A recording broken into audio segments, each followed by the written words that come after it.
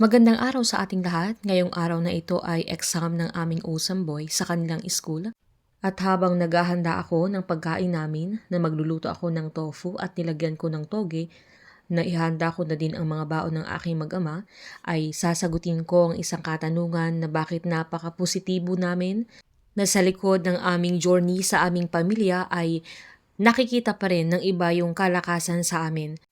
Nang alam ko ang lahat ng yun ay mula sa Diyos.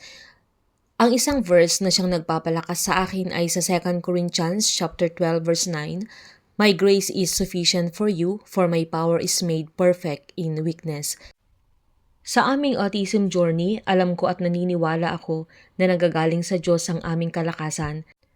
May nagsabi at nag-text na sila ay parang nawawalan na ng pag-asa dahil parang napakatagal yung improvement ng kanilang anak na sa tagal na sa therapy at sa tagal na ng kanilang journey ay parang walang nangyayari.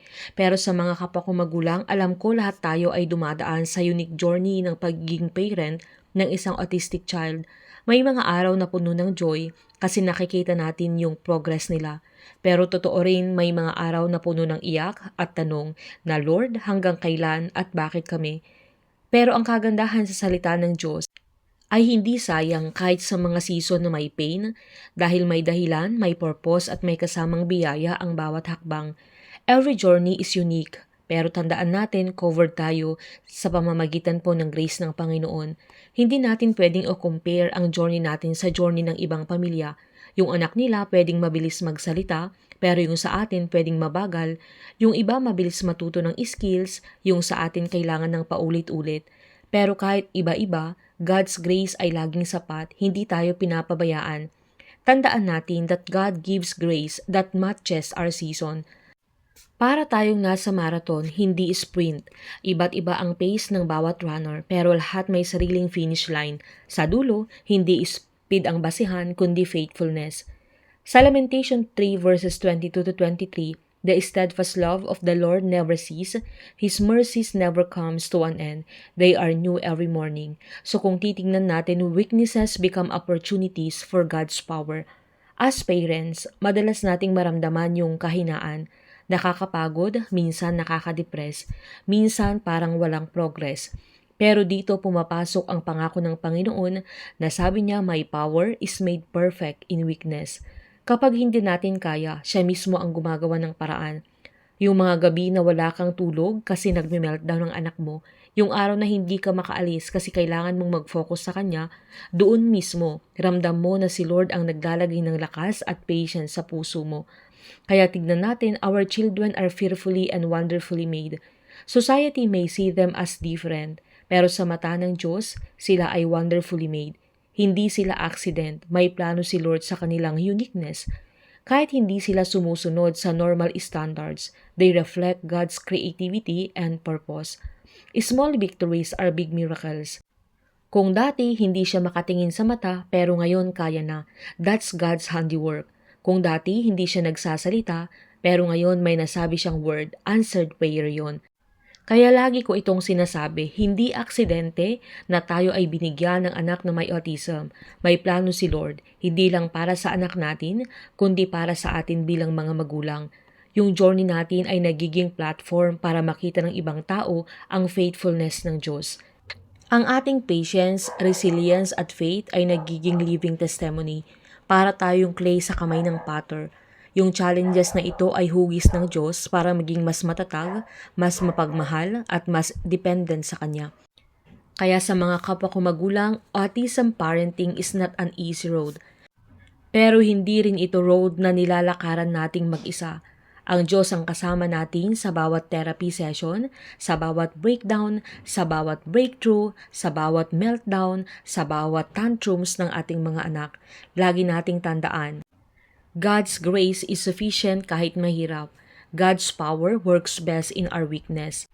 Our children are wonderfully made by the Creator. Ang ating kwento ay isang testimony that can bless others. Kaya wag nating kalimutan, our children are not defined by their diagnosis, but by God's divine design. Hindi tayo late, hindi tayo behind. We are on God's timeline. Kung ang ibang bata ay mabilis sa academics, ang anak natin ay gifted sa ibang area, sa joy, sa laughter, sa simpleng mga bagay. Huwag mong isipin na ikaw ay kulang na magulang dahil iba ang sitwasyon mo. Tandaan, si Lord ang pumili sa'yo para maging magulang ng anak mo, kaya ibig sabihin, ikaw ang perfect fit para sa kanya. Parenting a child with autism is not a mistake, it's a mission, and God equips those He calls. Kaya kapag drain ka na, remember na si Lord hindi na uubusan ng lakas. Yung patience na nawawala sa iyo kaninang umaga, may bagong supply ulit bukas. Weakness doesn't mean failure, it means opening space for God's strength to shine. At ito ang napakaganda at napakasarap pakinggan. Sa mga breakdown, God prepares a breakthrough. Your tears are not wasted. They are seeds that God waters to grow miracles in your child's life. Kahit sabihin ng iba na may limitation, ang Diyos ay nakakita ng special ability. Ang journey natin ay hindi lang tungkol sa struggles, kundi tungkol din sa transformation. Yung patience na dati wala ka, unti-unting binibigay ni Lord. Yung strength na akala mong hindi mo kaya, bigla na lang nandyan.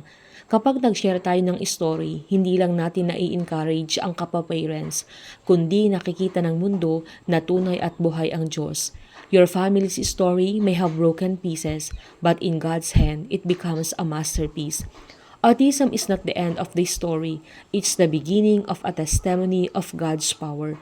Hindi nasusukat yung worth mo as a parent kung gaano kabilis makaabot ng achievement ang ating mga anak, pero kung papaano po natin sila minamahal, ginaguide na may katapatan mula sa ating mga puso sa araw-araw. You may feel small in this journey, but in God's eyes, you are doing a great and holy work. At kung ramdam mo na parang hindi nakikita ng iba yung sakripisyo mo bilang magulang, remember, God sees every sacrifice, every sleepless night, and every prayer whispered in silence. God bless po sa ating lahat.